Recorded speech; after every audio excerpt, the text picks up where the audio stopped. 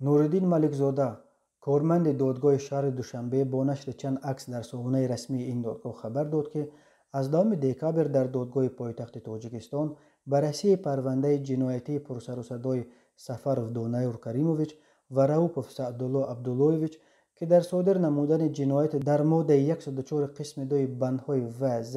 کودکس جنایتی جمهوری تاجیکستان عیبدار دانسته شدند آغاز گردید. این دو ساکن محله دهنوک بالای شهر دوشنبه سال تولدشان 1992 در قتل وحشیانه زمیرمو حیدروی 29 ساله ساکن کوچه علیشیر نوایی و میرافروز خولمیرزا سال تولدش 2001 ساکن دهه الخطای نوع اسماعیل سامانی عیبدار می شوند.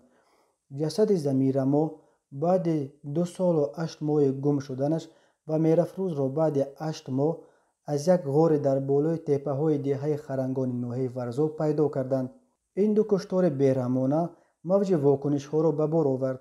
و بسیاری ها از مقامات طلب کردند که قاتلان را به جزای عالی، حبس عمرباد و حتی به قتل محکوم کنند. بر اساس قانون های تاجیکستان به دونایور سفروف و سعدالله راوپov